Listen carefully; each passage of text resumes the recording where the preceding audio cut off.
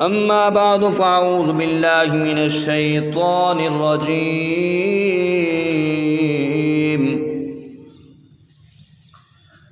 بسم الله الرحمن الرحيم.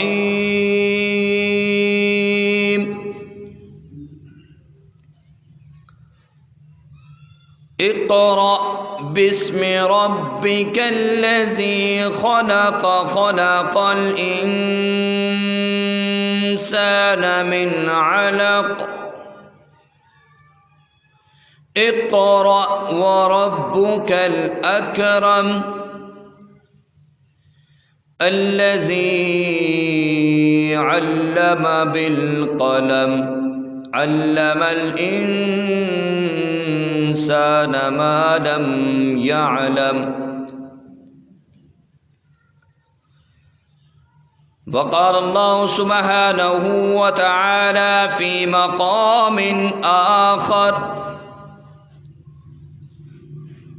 الرحمن علم القرآن خلق الإنسان علمه البيان.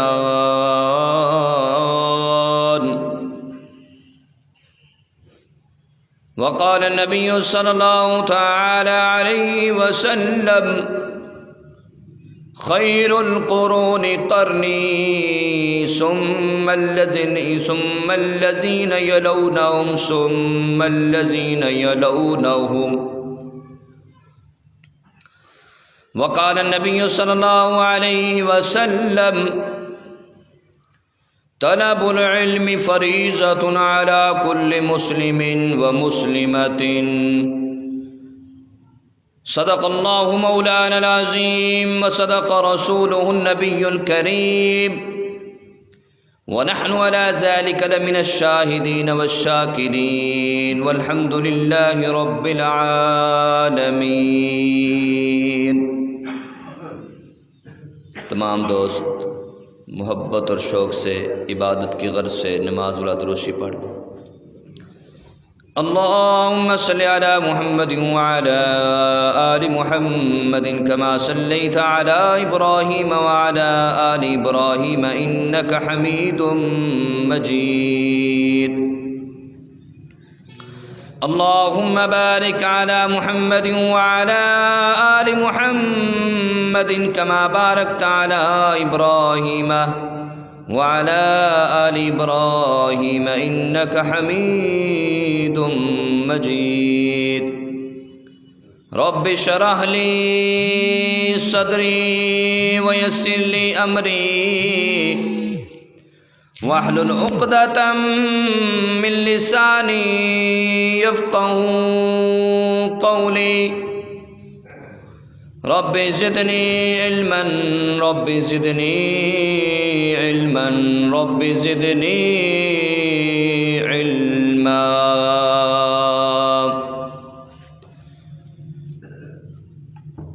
دلا غافل نہ ہو یکدم یہ دنیا چھوڑ جانا ہے.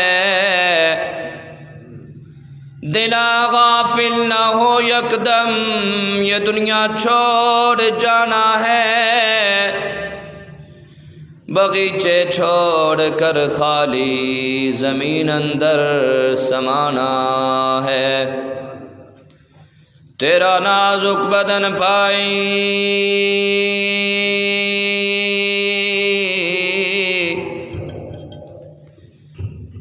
تیرا نازک بدن بھائی جو لیٹے سیج پھولوں پر ہوے گا ایک دن یہ مردہ یہ کیڑوں نے کھانا ہے.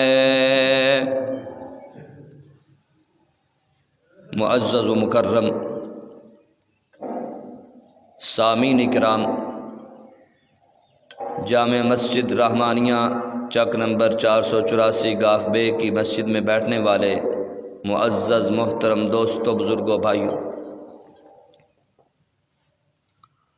جو آیات بینات پارہ نمبر 30 سے سورۃ العلق کی پہلی آیات بینات آپ حضرات کے سامنے تلاوت کی گئی ہیں، اسی طرح سورۃ الرحمن کی پہلی آیات تلاوت کی گئی ہے۔ اور امام الانبیاء سید الانبیاء محبوب کبریا حضرت محمد مصطفیٰ احمد مجتبیٰ صلی اللہ علیہ وآلہ وسلم کی احادیث میں سے 2 حدیثیں آپ کے سامنے پڑھی گئی ہیں۔ اللہ سے دعا ہے کہ اللہ مجھے ان قرآن کی آیات بینات کی روشنی میں اور حدیث کی روشنی میں جو مضمون میں بیان کرنے والا ہوں حق سچ کے ساتھ بیان کرنے کی توفیق عطا فرمائے اور ہم سب کو اس پر عمل کرنے کی توفیق عطا فرمائے۔ معزز سامعین کرام، 2 نعمتیں بڑی ہی اہم ہیں جو اللہ نے اس امت پر کی ہیں۔ نعمتیں تو اللہ کی بے شمار ہیں، 2 نعمتیں ایسی ہیں جن کا میں ذکر کرنے لگا ہوں کہ جو خصوصی طور پر اس امت کو اللہ نے دی ہیں۔ ایک نعمت کلام اللہ کی ہے، ایک نعمت کلام اللہ شریف ہے، اور ایک نعمت سنت نبوی ہے۔ 2 نعمتیں، کتنی نعمتیں ہیں جی؟ 2 نعمتیں بڑی خاص اور اہم ہیں، ایک اللہ کا کلام، ایک حضور کی سنت۔ اور انہی دونوں نعمتوں سے ایک چیز نکلتی ہے جسے کہتے ہیں علم۔ جسے کیا کہتے ہیں؟ علم۔ علم کے بغیر دنیا ادھوری ہے، علم کے بغیر انسان نامکمل ہے، علم کے بغیر انسان جاہل ہے، علم کے بغیر انسان اندھیرے میں ہے۔ علم نہ ہو تو انسان کو کچھ نظر نہیں آتا، کچھ پتہ نہیں چلتا۔ علم ہوگا تو انسان کو حقیقت کا پتہ چلے گا۔ تو اللہ نے علم نازل کیا ہے۔ اللہ نے کیا کیا ہے؟ علم نازل کیا ہے۔ جیسے اللہ نے آدم علیہ السلام کو زمین پر بھیجا، ساتھ اللہ نے علم بھی بھیجا ہے، اور انسان کو اللہ نے علم سکھایا ہے۔ اسی کا ذکر اللہ پاک پارہ نمبر 30 سورۃ العلق کے اندر فرما رہے ہیں، جس کے ترجمے سے آپ کو بات سمجھ میں آ جائے گی۔ اللہ فرما رہے ہیں پہلی وحی جو وحی اتری ہے وہ علم کے بارے میں تھی۔ سبحان اللہ کہے، پہلی ہی وحی جو حضور پر اتری ہے وہ کس کے بارے میں تھی؟ علم کے بارے میں، جس کا پہلا لفظ ہے اقرا۔ پہلا لفظ کیا ہے؟ اقرا۔ پڑھیے۔ یہ وحی حضور اکرم صلی اللہ علیہ وآلہ وسلم کے پاس اتری ہے۔ حضور حضرت جبرائیل علیہ السلام آپ کے پاس آتے ہیں اور کہتے ہیں کہ پڑھیے اقرا۔ امام الانبیاء کہتے ہیں ما انا بقاری، میں تو پڑھا ہوا نہیں ہوں، میں تو پڑھا ہوا نہیں ہوں۔ فرمایا میں تو امی ہوں۔ حضور کی ایک صفت کیا ہے؟ النبی الامی، میں پڑھا ہوا نہیں ہوں۔ جبرائیل علیہ السلام نے پھر فرمایا کہ پڑھیے۔ آپ نے پھر یہی فرمایا ما انا بقاری، میں تو پڑھا ہوا نہیں۔ حضرت جبرائیل علیہ السلام نے حضور کو گلے سے لگایا اور دبایا۔ پیارے آقا فرماتے ہیں کہ جب جبرائیل نے مجھے دبایا تو مجھے بڑا ہی درد ہوا، اور میں سمجھ رہا تھا کہ جیسے میری روح نکل جائے گی، اتنا انہوں نے دبایا اور مجھے تکلیف ہوئی۔ پھر انہوں نے کہا اقرا، پڑھیے بسم ربک الذی خلق، پڑھیے اپنے رب کا نام، وہ ذات، وہ رب جس نے پیدا کیا ہے۔ خلق الانسان من علق، جس نے انسان کو پیدا کیا لوتھڑے سے۔ اقرا، پڑھیے وَرَبُّكَ الْأَكْرَمُ کہ تمہارا رب بڑی عزت والا ہے. الَّذِي عَلَّمَ بِالْقَلَمِ وہ اللہ، وہ رب اے انسان جس نے تجھے پیدا کیا، جس نے تجھے صحت دی، جس نے تجھے جوانی دے. اقرا پڑھ اپنے رب کا نام. کون سا رب؟ الذی علم بالقلم جس نے قلم کے ساتھ لکھنا سکھا دیا، جس نے قلم کے ساتھ لکھنا سکھا دیا. کون سا علم؟ ارے انسان تو جہالت کے اندھیروں کے اندر تھا، تجھے کسی چیز کا علم نہ تھا، وہی کے بغیر تو ادھورا ہے، علم کے بغیر تو ادھورا جاہل تھا. علم الانسان ما لم یعلم اس ذات نے سکھایا انسان کو ما وہ باتیں، وہ چیزیں لم یعلم جس کو وہ نہیں جانتا تھا، جس کا علم اس کو نہ تھا. کس نے سکھائی؟ سب کہہ دے میرے دوستو اللہ نے. کس نے سکھایا؟ قلم کے ساتھ لکھنا کس نے سکھایا؟ اللہ نے. کتاب کس نے دی؟ اللہ نے. اس سے پتہ چلتا ہے جب نبی آتے تھے ایک کتاب بھی لاتے تھے. قربان جائیں آمنہ کے در یتیم لال. امام الانبیاء صلی اللہ علیہ وآلہ وسلم جب تشریف لائے، حضور خود بھی آئے، ساتھ اللہ کا کلام لے کر آئے، اور کلام کو اتارا جس سے انسان کو علم مل جائے. اے انسان علم تیرے لیے روشنی ہے، علم تیرے لیے نور ہے. علم نہ ہو تو انسان تجھے ماں باپ کا بھی پتہ نہیں چلے گا، علم نہ ہو تو تجھے رشتہ داروں کا بھی پتہ نہ چلے، ان کے حقوق کا پتہ نہ چلے. میاں کو بیوی کے حقوق کا پتہ نہ چلے، بیوی کو میاں کے حقوق کا پتہ نہ چلے. علم نہ ہو تو انسان اللہ کو پہچان نہیں سکتا. علم ہی ایک ایسی دولت ہے کہ جس سے اللہ پاک کی معرفت حاصل ہو جاتی ہے، اللہ پاک کا تعارف حاصل ہو جاتا ہے. علم نہ ہو تو انسان کو قرآن کا پتہ نہیں، علم نہ ہو تو حدیث کا پتہ نہیں، علم نہ ہو تو صحابہ کا پتہ نہیں چلتا، علم نہ ہو تو اولیاء کرام کا پتہ نہیں چلتا، علم نہ ہو تو مسجد اور مدرسے کے ادب معلوم نہیں ہوتے. میرے دوستو نماز علم سے ہی حاصل ہوتی ہے، میرے دوستو ذکر علم سے ہی حاصل ہوتا ہے، میرے دوستو روزہ علم سے ہی حاصل ہوتا ہے، حج کا پتہ بھی علم سے ہی چلتا ہے. تو علم کا حاصل کرنا کتنا ضروری ہے میرے دوستو. علم حاصل کرنا، پیارے آقا صلی اللہ علیہ وآلہ وسلم ارشاد فرما رہے ہیں طلب العلم فریضۃ علی کل مسلم و مسلمۃ. علم کا حاصل کرنا ہر مسلمان مرد عورت پر فرض ہے. طلب العلم فریضۃ، علم کا حاصل کرنا کیا ہے؟ فرض ہے. دنیا کا علم نہیں کہہ رہے اللہ تعالیٰ، ارے وہ تو ہنر ہے، اسے علم نہیں کہتے. اسے کیا کہتے ہیں؟ ہنر. سکولوں کے علم کو کیا کہتے ہیں؟ ہنر ہے، وہ ہنر. یہ قرآن اور حدیث کا جو علم ہے اسے علم کہتے ہیں.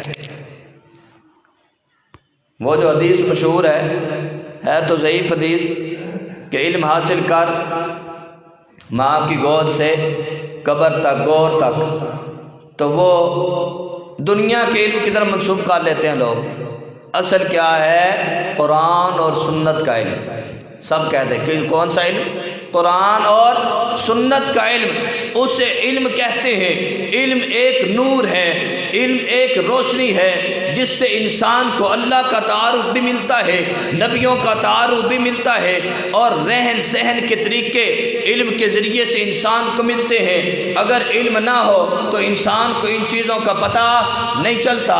علم حاصل کرنے سے انسان کو روشنی مل جاتی ہے، علم حاصل کرنے سے اللہ کا تعارف مل جاتا ہے، علم حاصل کرنے سے انسان کو کھانا پینا، اٹھنا بیٹھنا، سونا جاگنا، لین دین، معاملات کے طریقے پتہ چل جاتے ہیں، اور وہ علم لے کر آنے والے بھی نبی ہوتے ہیں، وہ علم لے کر آنے والے نبی ہوتے ہیں۔ قربان جائیں آمنہ کے در یتیم لال امام الانبیاء سرور دو عالم صلی اللہ علیہ وآلہ وسلم نے ارشاد فرمایا انما بعثت معلما۔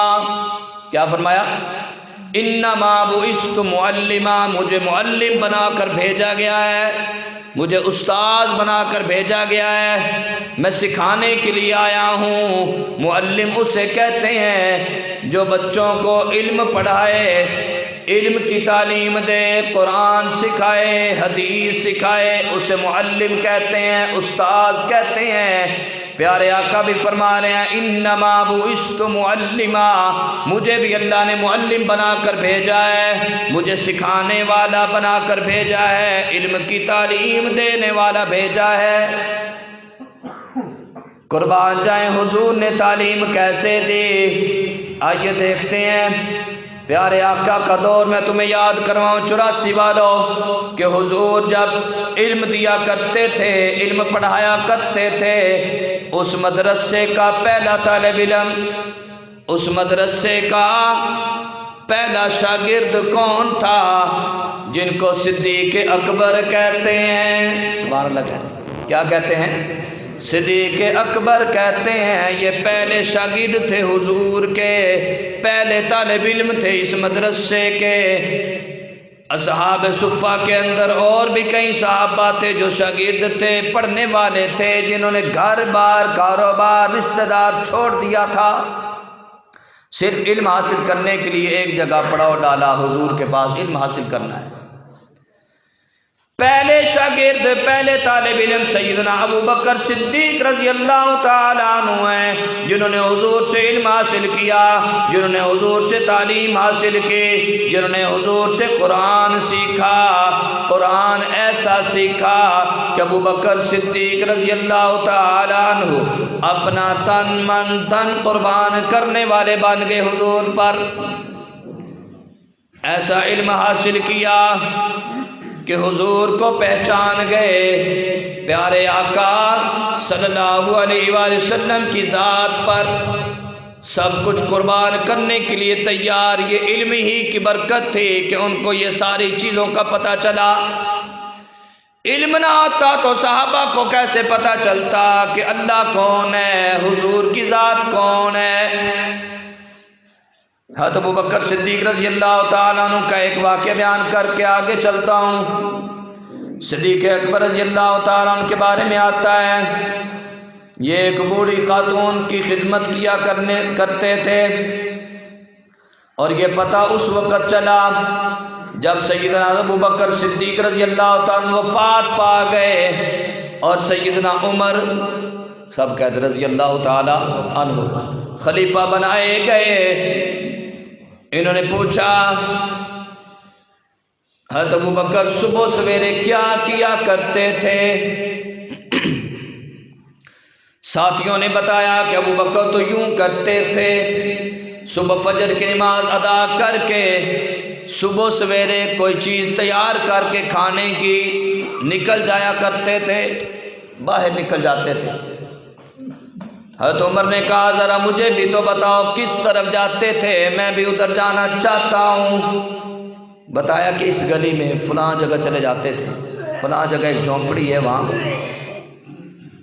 سیدنا عمر رضی اللہ تعالیٰ عنہ بھی اس طرف نکل گئے، دیکھا جا کر جھونپڑی کے اندر ایک بوڑھی خاتون لیٹی ہوئی ہے، کمزور، بڑی ضعیف، بڑی کمزور ہے، لاغر ہے، چل نہیں سکتی، پھر نہیں سکتی، کوئی کام دھندا نہیں کر سکتی۔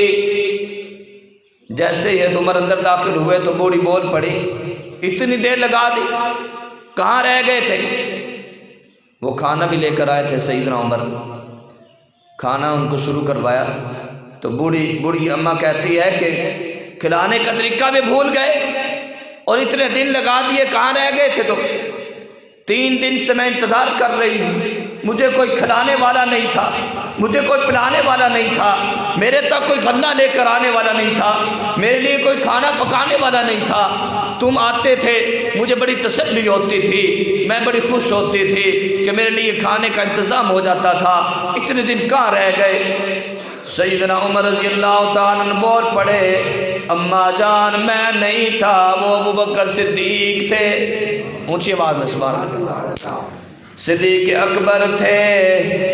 کہا کون صدیق؟ جو مسلمانوں کے خلیفہ تھے۔ بوڑھی چلا اٹھی، رونے لگے، گڑ گڑانے لگے، کہا کہ مجھے تو پتہ ہی نہیں تھا کہ وہ مسلمانوں کے خلیفہ ہیں۔ وہ مسلمانوں کے کیا ہیں؟ خلیفہ ہیں، جو صبح سویرے پہلا کام ہم یہ کرتے ہیں، ہم اپنے لیے کھانے کی چیزیں تیار کرتے ہیں۔ میرے دوستو، ہمیں اپنی فکر ہوتی ہے، اپنے پیٹ کی فکر ہوتی ہے۔ قربان جائیں ابوبکر صدیق، تو نے علوم حاصل کیے تھے حضور سے، میں علم کی بات کر رہا تھا، حضور سے علم حاصل کیا تھا، تو علم کی روشنی یہ تھی کہ ضعیفوں کے کام آنا، بوڑھوں کے کام آنا، کمزوروں کی مدد کرنا، غریبوں کے کام آنا، اس کو کہتے ہیں علم کی روشنی۔ ایک آدمی علم حاصل کر لیتا ہے، وہ بوڑھوں کا ادب نہیں کرتا، بڑوں کی عزت نہیں کرتا، استاذ کا ادب نہیں کرتا۔ ارے تو نے علم کیا حاصل کیا؟ علم تو ایک روشنی ہے جس کے ذریعے سے اخلاق ملتے ہیں، جس کے ذریعے سے گفتار اچھی ہوتی ہے، جس کے ذریعے سے کردار اچھا ہوتا ہے۔ علم حاصل کر کے انسان بڑوں کا ادب کرتا ہے، ماں باپ کی عزت کرتا ہے، ماں باپ کی خدمت کرتا ہے، استاذ کا ادب کرتا ہے۔ یہ علم ہی ایک ایسی روشنی ہے، علم ہی ایک ایسا نور ہے جس کے ذریعے سے انسان دوسروں کے کام آتا ہے، غرباء کی مدد کرتا ہے، بڑوں کا ادب کرتا ہے۔ اگر ادب نہیں ہے تو نے علم کیا حاصل کیا؟ تسبیح پھری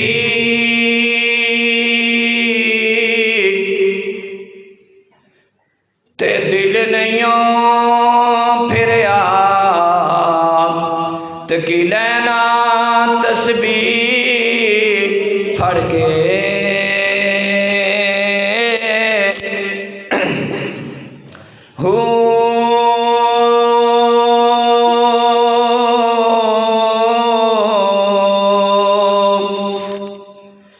علم پڑھیا اتے ادب نہ سکھیا، تے کی لینا علم نو پڑھ کے،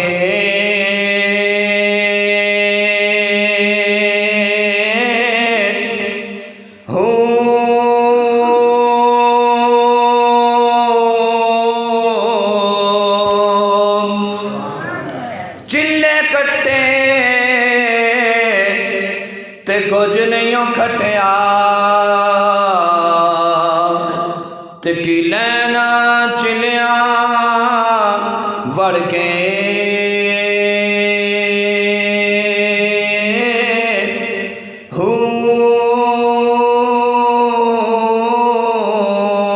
سلطان باہو سلطان العارفین رحمہ اللہ فرما رہے ہیں کہ علم اگر پڑھ لیا تو پھر ادب بھی کرنے والا بن جا۔ با ادب با نصیب، بے ادب بے نصیب۔ ارے جو علم بھی پڑھے، علم بھی حاصل کرے تو استاذ کا ادب نہ کرے، وہ کون سا طالب علم ہے؟ ابھی پچھلے دنوں میں ایک پروفیسر، اسٹوڈنٹوں نے اس کی خوب دھلائی کی، مارا پیٹا ہے، استاذ کی بے ادبی کی، استاذ کی گستاخی کی، اور یہ اسٹوڈنٹ کرتے ہی رہتے ہیں۔ کالجوں یونیورسٹیوں کے اسٹوڈنٹ ایسے کرتے ہیں۔ کبھی آپ نے مدرسے کے طالب علموں کے بارے میں یہ نہیں سنا ہوگا کہ انہوں نے کوئی گستاخی کی ہو، وہ تو با ادب ہوتے ہیں۔ سبحان اللہ کہہ رہے ہیں، با ادب۔ علم ملتا ہے قرآن سے، علم ملتا ہے حدیث سے، علم ملتا ہے مدرسے سے جس سے ادب ملتا ہے، وہ تو استاذ کا جوتا بھی سیدھا کرتے ہیں۔ استاذ کے جوتے سیدھے ہم نے کیے ہیں، ہم استاذ کا جوتے کو ہاتھ آج ہم نہیں لگاتے، اور بلکہ طلبہ کی بات تو دور کی بات ہے، پڑھانے والے استاذ ان کو علم حاصل کرنے کا، علم پڑھانے کا، اور علم کا جو اللہ کا علم ہے اس کی اتنی عزت اور ادب تھا۔ میں اس کو بھی آپ کو مثال دیتا ہوں۔ حضرت مولانا رشید احمد گنگوہی رحمت اللہ علیہ سبق پڑھا رہے ہیں، حدیث کا سبق پڑھا رہے ہیں، بخاری شریف پڑھا رہے ہیں۔ حدیث پڑھاتے ہوئے بارش ہونے لگی، باہر بیٹھے تھے، طلبہ جلدی جلدی کتابیں سمیٹنے لگے، ساری کتابیں اٹھا کر طلبہ جلدی جلدی اندر دوڑ پڑے۔ رشید احمد گنگوہی رحمہ اللہ انہوں نے دیکھا بھی جوتے بھیگ رہے ہیں، انہوں نے اپنا رومال لیا، طلبہ کے جوتے رومال کے اندر ڈالے۔ میرے دوستو رومال لے کر اندر چلے گئے۔ جب طلبہ نے پیچھے دیکھا کہ استاد تشریف لا رہے ہیں، دیکھا تو جب انہوں نے اپنا رومال جھاڑا تو جوتے طلبہ کے نکلے، چیخیں نکل گئی، طلبہ کی چیخیں نکل گئی۔ کہا کہ استاد محترم آپ نے یہ کیا کیا؟ ہم طلبہ ہیں، شاگرد ہیں آپ کے، اور آپ ہمارے جوتے اٹھا رہے ہیں۔ پتہ ہے مولانا رشید احمد گنگوہی رحمہ اللہ نے کیا فرمایا؟ علم کے سمندر تھے وہ، علم کے ماہتاب تھے، آفتاب تھے۔ انہوں نے فرمایا کہ تم طلبہ ہو، تم صبح و شام قال اللہ قال رسول پڑھتے ہو، میں تمہاری خدمت کیوں نہ کر لوں؟ اس طرح ہمارے استاذ تھے، یہ ہمارے اسلاف ہیں، یہ سلف صالحین کے واقعات ہیں جو علم کی اتنی عزت کرنے والے تھے، جو علم کا احترام کرنے والے تھے۔ تو پہلے شاگرد میں کہہ رہا تھا، حضور کی مجلس کے، حضور کے مدرسے کے پہلے شاگرد سیدنا ابو بکر صدیق تھے، دوسرے شاگرد سیدنا عمر تھے، تیسرے شاگرد سیدنا عثمان غنی تھے، چوتھے شاگرد سیدنا علی مرتضیٰ شیر خدا تھے۔ انہوں نے حضور سے علم حاصل کیا۔ جنہوں نے نبی سے علم حاصل کیا ہو وہ کس طریقے سے خلافت سر انجام دیں گے، کس طریقے سے حکومت چلائیں گے، میرے دوستو انہوں نے مثالیں دے دے کر بتا دیا، کائنات والوں کو بتا دیا اس طریقے سے حکومت کرنی ہوتی ہے، اس طریقے سے خلافت سر انجام دینی ہوتی ہے۔ میرے دوستو علم کے ذریعے سے انسان کو نور ملتا ہے، علم کے ذریعے سے روشنی ملتی ہے۔ اس علم کے ذریعے سے ہی پیارے آقا صلی اللہ علیہ وآلہ وسلم نے صحابہ اکرام کو دین کا علم سکھایا اور ان کو روشنی دی، ان کو اللہ کا تعارف کروایا کہ اللہ کون ہے، اللہ کی کتاب کا تعارف کروایا۔ سب سے بڑا علم اس دنیا کے اندر اللہ کی کتاب کلام اللہ قرآن شریف ہے۔ جس نے قرآن کو سینے سے لگایا، جس نے قرآن کا علم حاصل کر لیا، اس کو دنیا کی کسی اور چیز کی ضرورت ہی نہیں ہے۔ یہ قرآن سب سے بڑی دولت ہے۔ جس کو قرآن کی دولت مل گئی، ارے دنیا کی دولتیں پیچھے ہیں، تھوڑی ہیں، چھوٹی ہیں، ان کا نفع تھوڑا ہے، قرآن کا نفع زیادہ ہے۔ آؤ قرآن یہ ایک ایسا علم ہے۔ تو نور نبوت سے حضور اکرم صلی اللہ علیہ وآلہ وسلم سے علم حاصل کرنے والے صحابہ سے علم حاصل کرنے والے تابعین، تابعی کسے کہتے ہیں؟ تابعی وہ شخصیت ہوتی ہے جس نے حضور کو تو نہیں دیکھا ہوتا، لیکن صحابہ کی، جنہوں نے حضور سے علم حاصل کیا، صحابہ کی زیارت کرنے والے کو تابعی کہتے ہیں۔ کیا کہتے ہیں؟ تابعی۔ جس نے صحابی سے علم حاصل کیا ہو اسے تابعی کہتے ہیں۔ اور تابعین کرام سے بھی اللہ نے بڑا کام لیا ہے۔ جیسے اللہ نے صحابہ سے کام لیا، قرآن کو پھیلانے کے اندر، قرآن کی اشاعت کے لیے، علم کی اشاعت کے لیے، ایسے ہی اللہ نے تابعین سے بھی کام لیا ہے، فقہاء کرام سے کام لیا ہے، اور تابعین کے اندر بڑی بڑی مشہور شخصیتیں تھیں، جس کے اندر حضرت سعید ابن مسیب رحمۃ اللہ علیہ بھی تھے، اور اسی طرح سلمان بن یسار یہ بھی ان کے اندر شامل تھے۔ 7 فقہاء 7 ہیں میرے دوستو، اللہ نے ان کو علم عطا فرمایا، جنہوں نے صحابہ سے علم حاصل کیا۔ ان کے اندر ایک شخصیت سیدنا امام اعظم ابو حنیفہ رحمۃ اللہ علیہ بھی ہیں، انہوں نے بھی صحابہ سے علم حاصل کیا، صحابہ سے علم حاصل کر کے آگے لوگوں تک پہنچایا، لاکھوں حدیثوں سے، قرآن کی آیتوں سے انہوں نے ہمارے لیے مسائل نکالے۔ آج ہمارے لیے کتابیں لکھی ہوئی ہمیں مل جاتی ہیں، ہم وہیں سے مسائل پڑھ کر عمل کر لیتے ہیں۔ یہ محنت اور مشقت کس نے برداشت کی تھی؟ یہ تکلیفیں کس نے برداشت کی تھیں؟ یہ سیدنا امام اعظم ابو حنیفہ رحمہ اللہ نے۔ 4 فقہا ہیں بڑے، کتنے؟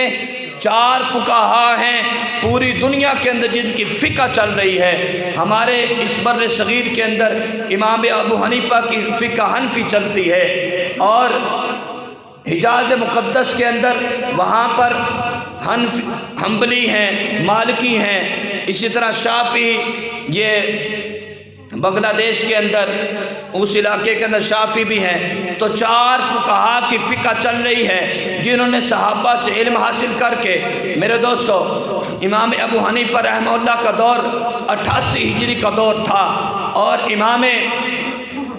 امام مالک رحمہ اللہ یہ پیدا ہوئے ہیں 95 ہجری میں، اور اسی طریقے سے امام احمد بن حنبل رحمۃ اللہ علیہ پیدا ہوئے ہیں 155 ہجری میں، امام شافعی رحمہ اللہ پیدا ہوئے ہیں 166 ہجری میں۔ تو انہوں نے صحابہ سے علم حاصل کیا اور آگے پہنچایا۔ امام ابو حنیفہ رحمہ اللہ کے بارے میں آتا ہے، اللہ نے بڑے علم سے نوازا تھا، بڑی اللہ تعالیٰ نے ان کو قابلیت عطا فرمائی تھی۔ ان کے علاقے کے اندر ایک واقعہ ہوا، 2 میاں بیوی رات کے وقت بیٹھے ہیں، تو بعض دفعہ بیویاں موڈ بنا لیتی ہیں، تو شوہر نے اپنی بیوی کو بلایا، میری بات سنو، اس نے توجہ نہیں کی، اس نے پھر بلایا، میری بات سنو، بیوی نے توجہ نہیں کی۔ شوہر نے یہ کہہ دیا، اس کی زبان سے نکل گیا، اللہ کی قسم کہ جب تک تو مجھ سے بات نہیں کرے گی میں تجھ سے بات نہیں کروں گا۔ تو بیوی نے بھی کہہ دیا کہ جب تک تو پہلے مجھ سے بات نہیں کرے گا میں تجھ سے بات نہیں کروں گی۔ اس نے بھی قسم اٹھا لی، شوہر نے بھی قسم اٹھا لی۔ اب جو پہلے بات کرتا ہے، اب بڑی پریشانی ہوئی، رات کو تو سو گئے، صبح اٹھے تو بڑی پریشانی کہ اب ہم نے اللہ کی قسم اٹھا لی ہے۔ جو پڑھے لکھے لوگ ہوتے ہیں نا، وہ قسم ایسے نہیں اٹھاتے، ڈرتے ہیں۔ آج ہم میں سے ہر آدمی بے پرواہ ہو کر کہہ دیتا ہے، اللہ کی قسم میں نے یہ کام نہیں کیا، اللہ کی قسم میں نے یہ کیا ہے، اللہ کی قسم میں نے یہ چیز اتنے کی خریدی ہے، اتنے کی تجھے دے رہا ہوں۔ جھوٹی قسمیں آج ہم اٹھاتے ہوئے شرم ہمیں نہیں آتی، لیکن وہ دور تھا جب ڈرا کرتے تھے۔ اب دونوں میاں بیوی بڑے پریشان ہو گئے، بھی کیا کریں۔ ان کے علاقے کے اندر حضرت سفیان ثوری سب کہتے رحمۃ اللہ علیہ، ان کا گھر تھا، ان کے پاس گئے۔ وہ بھی بہت بڑے عالم اور بہت بڑے اللہ والے تھے، لیکن فقہ کا اتنا ان کو پتہ نہیں تھا، تو ان کے پاس گئے کہ حضرت ہم سے یہ بات ہوئی، ہم نے قسم اٹھا لی میاں بیوی دونوں نے، اب ہم میں سے اگر کوئی بھی پہلے بات اگر کرتا ہے تو حانث ہو جاتا ہے، تو قسم کا کفارہ دینا پڑے گا، تو کیا کریں؟ ہم یہ چاہتے ہیں ہم حانث بھی نہ ہوں، قسم بھی ہماری نہ ٹوٹے، ہم گناہگار نہ ہوں، ہمیں مسئلہ بتائیں۔ حضرت سفیان ثوری رحمہ اللہ کہتے ہیں کہ یہ مسئلہ تو بتانے کے لیے ایک شخصیت ہے، میں اس کے بعد تمہیں بھیجتا ہوں، اور وہ شخصیت ہے سیدنا امام اعظم ابو حنیفہ صاحب کہتے رحمۃ اللہ علیہ، ان کے پاس چلے جاؤ، وہی مسئلے کا حل بتا سکتے ہیں، مجھے نہیں پتا۔ اب یہ شخص وہاں چلا جاتا ہے، امام ابو حنیفہ رحمہ اللہ بیٹھے ہیں، تشریف فرما ہے، ان کی مجلس میں جاتا ہے، کہتا ہے حضرت مجھ سے یہ غلطی ہوئی ہے کہ ہم میاں بیوی بیٹھے تھے، میں نے اپنی بیوی کو آواز دی، اس نے بات نہیں سنی، مجھے غصہ آیا، میں نے اللہ کی قسم اٹھا لی کہ جب تک پہلے تو بات نہیں کرتی میں نہیں بات کروں گا۔ اسی طرح میری بیوی نے بھی قسم اٹھا لی کہ جب تک تو بات نہیں کرے گا میں بھی بات نہیں کروں گی۔ اب کیا کریں، بڑی ہمیں پریشانی ہے۔ امام ابو حنیفہ رحمہ اللہ نے فرمایا یہ تو کوئی مسئلہ ہی نہیں، جا تو اپنی بیوی سے بات کرنی شروع کر دے، جا تو اپنی بیوی سے بات کرنی، کلام کرنی شروع کر دے، تیری قسم نہیں ٹوٹے گی۔ وہ آدمی بڑا خوشی خوشی آیا، اپنی بیوی سے باتیں کرنے لگ گیا۔ بیوی نے کہا یہ کیا، تو نے تو بات شروع کر دی ہے، تو قسم تیری ٹوٹ گئی ہے، تو گناہ گار ہوا ہے۔ اس نے کہا کہ نہیں، میں مسئلہ پوچھ کر آ رہا ہوں اور امام ابو حنیفہ سے مسئلہ پوچھ کر آ رہا ہوں، اس لیے ہماری قسم نہیں ٹوٹی میری۔ بیوی بڑی پریشان ہوئی، اس کو بھی بڑی فکر تھی۔ اس نے کہا یہ کیا کیسے ہو گیا؟ اس نے کہا میں جاتی ہوں حضرت سفیان ثوری کے پاس۔ وہ گئی حضرت سفیان ثوری کے پاس، کہا کہ آپ نے مسئلہ بتایا؟ انہوں نے کہا بھی نہیں، امام ابو حنیفہ رحمہ اللہ کے پاس میں نے بھیجا تھا۔ انہوں نے کہا بھی وہ کیسے، انہوں نے یہ مسئلہ بتا دیا ہے، ہم نے تو یہ بات کی تھی کہ اگر کسی نے بھی بات شروع کی تو حانث ہو جائے گا۔ وہ گئی امام ابو حنیفہ رحمہ اللہ کے پاس اور جا کر کہا کہ آپ نے یہ مسئلہ بتایا ہے، فتویٰ دیا ہے؟ فرمایا کہ ہاں۔ کہ آپ نے کیسے یہ بتا دیا ہے کہ وہ اس کی قسم نہیں ٹوٹی؟ انہوں نے یہ فرمایا کہ تیرے شوہر نے کیا کہا تھا، تیرے شوہر نے کیا کہا تھا کہ جب تک تو بات نہیں کرتی میں بات نہیں کروں گا۔ اس لفظ کے اندر غور کر۔ اس نے کہا وہ کیسے؟ اس نے امام ابو حنیفہ رحمہ اللہ نے فرمایا جب اس نے یہ کہہ دیا تھا کہ جب تک تو بات نہیں کرتی میں نہیں کروں گا، تو نے بات شروع کی تھی کہ نہیں کی تھی؟ تو نے بھی قسم اٹھائی تھی کہ جب تک تو نہیں بولے گا میں بھی نہیں بولوں گی، تو نے کلام کیا ہے کر لی۔ سمجھ میں آیا کہ نہیں مسئلہ؟ کیوں جی تو نے کلام کیا تھی کر لی تھی، یعنی بیوی نے پہلے کلام کر لی تھی، تو اس کی قسم شوہر کی نہیں ٹوٹی۔ اب رہی تیری قسم، اس کا بھی علاج یہ ہے کہ جب شوہر نے تجھ سے پہلے بات آ کر لی ہے تو تیری قسم بھی نہیں ٹوٹی۔ سبحان اللہ کہتے ہیں۔ تو یہ ہے علمی کمال، جو علمی کمال اللہ تعالیٰ نے ان کو عطا فرمایا تھا امام ابو حنیفہ رحمہ اللہ کو، پھر ان کے شاگرد اللہ نے ان کو بھی علم کمال کا عطا فرمایا، اور پھر چلتے چلتے میرے دوستو یہ علم پہنچتا ہے حضرت شاہ ولی اللہ رحمۃ اللہ علیہ، ہندوستان کا علاقہ، محدث دہلوی، دہلی کے علاقے کے اندر رہنے والے شاہ ولی اللہ محدث دہلوی ان کو کہتے ہیں۔ انہوں نے بھی قرآن اور حدیث کے مسئلے بتائے، امت کو سمجھائے۔ ہمارے اس علاقے ہندوستان کے اندر پاکستان تک انہی کے مسائل اور ان کی کتابیں پہنچی ہیں۔ ان کے دو بیٹے تھے، ایک کا نام شاہ عبد العزیز، ایک کا نام شاہ عبد القادر رحمۃ اللہ علیہ۔ سب سے پہلے اردو ترجمہ جو قرآن کا کیا ہے انہوں نے کیا ہے۔ شاہ عبد القادر رحمۃ اللہ علیہ نے، شاہ ولی اللہ نے فارسی زبان کے اندر قرآن کا ترجمہ کیا، اور شاہ عبد القادر نے اور شاہ عبد العزیز نے اردو کے اندر ہمارے اس قرآن مجید کا ترجمہ کر کے ہمارے لیے آسانی کر دی۔ بر صغیر کے اندر قرآن کا مطلب سمجھنے والا کوئی نہیں تھا، انہوں نے اس کا مطلب اور ترجمہ کر کے ہمارے لیے آسانی کر دی۔ آج ہم قرآن کا ترجمہ پڑھا رہے ہیں، آج ہر مسجد کے اندر قرآن کا درس ہو رہا ہے۔ یہ ان کی محنت تھی، ان کی قربانی تھی، انہوں نے قرآن مجید پر محنت کر کے قرآن کا اردو ترجمہ کیا، اور پھر آگے میرے دوستو یہ ہمارے لیے آسانی ہو گئی۔ تو اس طریقے سے انہوں نے بھی محنتیں کی۔ شاہ عبد القادر رائے پوری یہ بھی بہت بڑے اللہ کے ولی گزرے ہیں۔ یہ اپنا واقعہ کہتے ہیں، بیان کرتے ہیں کہ میں جب علم حاصل کرنے جاتا تھا دیوبند کے اندر، وہاں پر مدرسے والوں نے کہا بھی ہمارے پاس کھانے کا انتظام نہیں ہے، ہمارے پاس کھانے کا انتظام ہے نہیں، اگر خود کر سکتے ہو، کیونکہ دور سے آئے تھے، اگر خود کر سکتے ہو تو ٹھیک ہے تم یہاں پڑھو۔ انہوں نے کہا بھی ٹھیک ہے میں کر لوں گا۔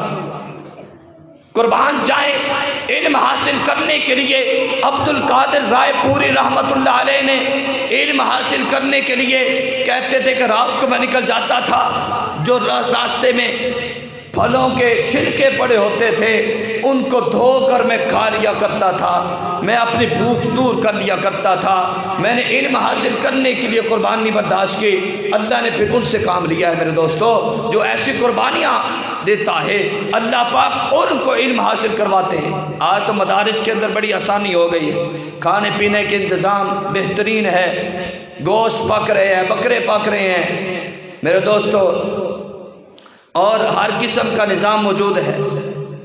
دیوبند کا ہی واقعہ ہے، ایک لڑکا دوڑتا ہوا آیا، اس وقت محتمم تھے حضرت شاہ رفیع الدین رحمۃ اللہ علیہ، پہلے محتمم ہیں جنہوں نے بنیاد رکھی۔ حضرت مولانا قاسم نانوتوی رحمۃ اللہ علیہ بہت بڑے اللہ کے ولی تھے، بہت بڑے اللہ والے تھے، اللہ نے ان سے یہ کام لیا۔ ہندوستان کے اندر کوئی مدرسہ نہیں تھا، انہوں نے یہ بنیاد رکھی، اور بنیاد بھی کیسے رکھی؟ رات کو سوئے ہیں، دیدار ہوا حضور کا، سبحان اللہ کہتے ہیں۔ دیدار کس کا ہوا؟ حضور کا، پیارے آقا کا دیدار ہوا۔ حضور نے ان کو سمجھایا کہ یہاں پر تم نے مدرسہ جو یہ تو نے علم شروع کیا ہے، مجھے بڑی بات پسند آئی ہے، اور اس طریقے سے یہاں مدرسے کی بنیاد تم نے رکھ دی ہے۔ حضور نے حضرت قاسم نانوتوی رحمۃ اللہ کو فرمایا یہاں کام کرتے رہو، میری دعا تمہارے ساتھ ہے۔ حضور کا دیدار ہوا، جس کو حضور کا دیدار ہو جائے ہیں خواب کے اندر، اللہ ہم سب کو حضور کا دیدار نصیب فرمائے، آمین کہہ دیں۔ اللہ ہم سب کو حضور کا دیدار نصیب فرمائے۔ فرمایا جس نے مجھے خواب میں دیکھا اس نے مجھے ہی دیکھا ہے، حضور نے فرمایا شیطان میری صورت بدل کر نہیں آ سکتا، کسی ولی غوث قطب کی شکل بدل کر شیطان آ سکتا ہے، لیکن میرے نبی محترم کی شکل بدل کر شیطان نہیں آ سکتا۔ جس نے خواب کے اندر حضور کی زیارت کی اس نے حضور کو دیکھا ہے۔ حضرت قاسم نانوتوی رحمہ اللہ نے حضور سے پوچھ کر مدرسے کی بنیاد رکھی، تو ایک لڑکا دوڑتا ہوا آیا، کہا یہ دیکھو سالن کیسا ہے، ایسے اس نے کہا برتن انڈیل کا دکھایا تو پانی کی طرح شوربہ تھا۔ یہ اس وقت پہلے جب مدرسے کو بنیاد تھی اس وقت کی بات ہے۔ تو حضرت قاسم اس وقت رفیع الدین تھے، انہوں نے کہا کہ تو طالب علم ہے؟ اس نے کہا کہ ہاں۔ تو طالب علم نہیں ہو سکتا، تو طالب علم ہے نہیں ہو سکتا، کیونکہ جو طالب علم ہوتا ہے وہ اعتراض نہیں کرتا، علم حاصل کرتا رہتا ہے، تو طالب علم نہیں ہے۔ اس نے کہا وہ کیسے؟ حضرت رفیع الدین رحمہ اللہ کہتے ہیں مجھے بھی اللہ نے حضور کا دیدار نصیب کیا تھا، میں نے پیارے آقا کو دیکھا۔ وقت بھی ہو چکا ہے، میں بات ختم کرتا ہوں کہ حضور ایک کنویں پر تشریف فرما ہے، کنویں سے پیارے آقا پانی نکال کر ہمارے مدرسین کو بھی پانی پلا رہے ہیں، پیارے آقا سبحان اللہ کہہ دیں، اور جو طالب علم تھے باری باری آ رہے تھے، حضور ان کو پانی پلا رہے تھے۔ میں نے دیکھ رہا تھا جتنے طالب علم آئے تو ان کے اندر نہیں تھا، اس لیے تو طالب علم نہیں۔ جب بعد میں تحقیق کی تو پتہ چلا واقعہ تھا وہ پاس کے علاقے میں کام کرتا تھا، اور یہاں آ کر کھانے کے وقت یہاں پہنچ جاتا تھا، چلو کھانا یہاں کھا لوں۔ تو میرے دوستو علم حاصل کرنے کے لیے انسان کو مشقتیں بھی آتی ہیں، تکلیف بھی آتی ہے، لیکن علم جب حاصل ہو جاتا ہے اللہ اس سے دین کا کام لے لیتے ہیں۔ اللہ پاک سے دعا ہے اللہ ہم سب کو اپنے بچوں کو قرآن اور حدیث سکھانے کی توفیق عطا فرمائے، اور جس نے قرآن سکھا دیا یہ کل قیامت والے دن قرآن سفارشی بنے گا، اور جو قرآن پڑھنے والا ہے وہ بھی سفارشی بنے گا۔ وآخر دعوانا الحمدللہ رب العالمین۔